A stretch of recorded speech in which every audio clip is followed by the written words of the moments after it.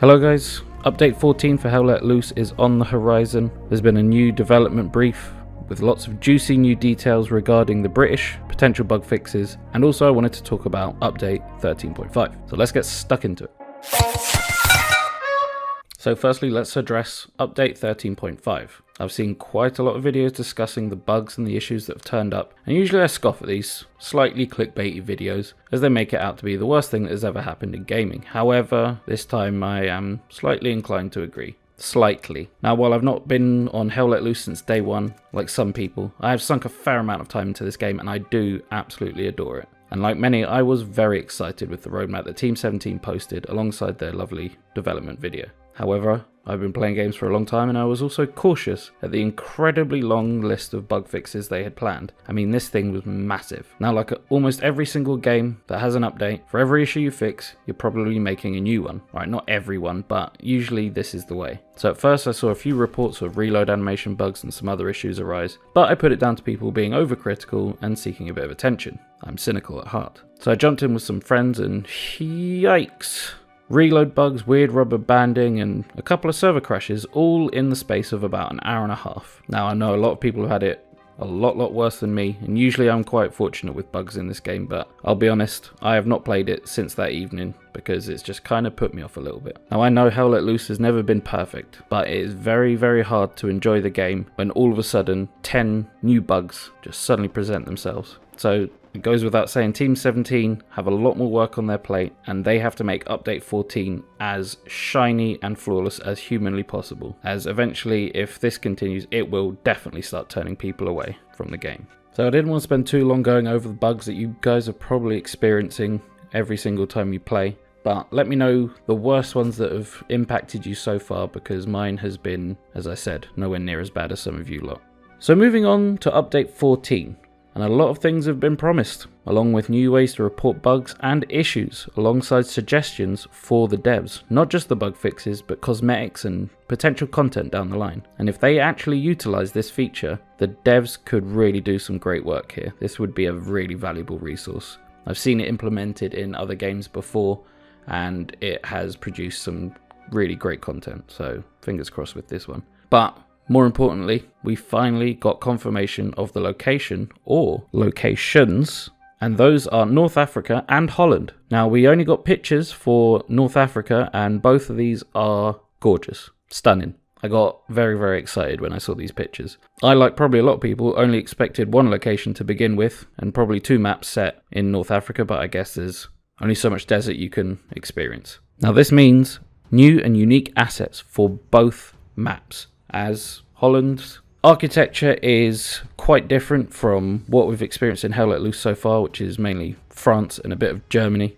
So I'm expecting lots and lots of windmills, and therefore lots of bloody snipers. And obviously North Africa, lots and lots of sand. No final word on the weapons yet, but we do know that the Bren gun will be in it because there's a nice juicy image somewhere floating around in the internet. So that's really good, I'm excited, and I'd imagine, like I mentioned in my previous video, Stens, Lee Enfield rifles, and hopefully a lot more. Now, this update is going to be massive, and because it's new maps, new assets, new factions, we're probably going to get a lot more bugs. But I think that's to be expected with something so huge, so I will be less critical of bugs with this update, but that depends on how many they fix from 13.5, so it's a bit of a weird one, but we'll see what happens. We also had a bit more background info regarding the Polish and Finnish forces and their involvement in the game, and basically it's not going to play like a normal Hell Let Loose game.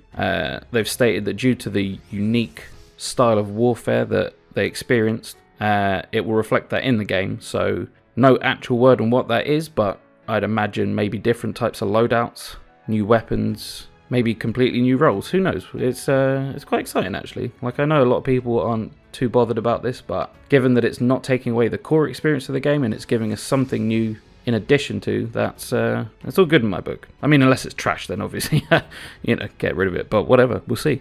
Mortars are still on the way, just no idea when. They are trying to figure out how to implement them.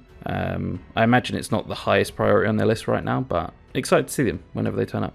Obviously, due to the huge amount of bugs from 13.5. The roadmap has been adjusted slightly to compensate for the time that is needed to fix all these bugs. So the proposed June map refresh is delayed. However, they've reiterated that you can vote on which map is the first to get updated. So now's your time to fix your most hated map.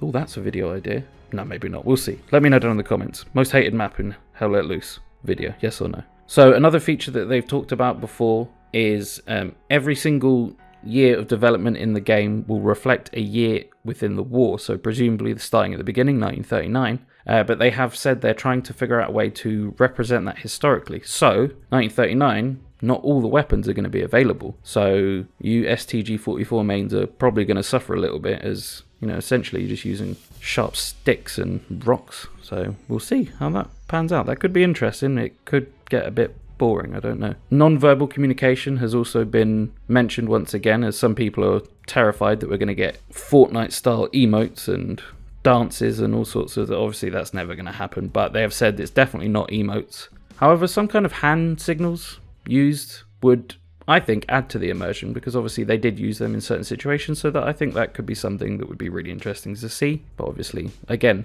being slightly hush-hush about all the things they're doing, they're just saying they are coming. So, but not too long to wait. June.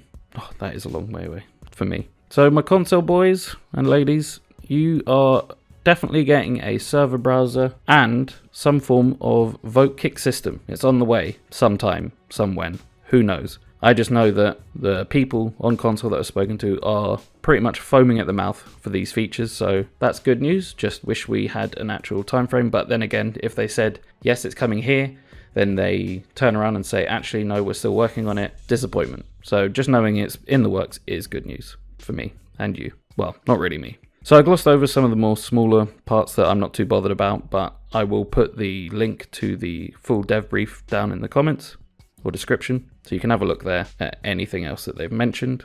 So once again, let me know down in the comments the worst bugs you've come across, and also, are you excited about the new British maps? Are you annoyed that certain maps or eras aren't being covered, or do you wish that others had been prioritised? Let me know down in the comments. But that is all from me today, guys. Remember to leave a like if you enjoyed the video and subscribe if you haven't already, and I will see you guys in the next one.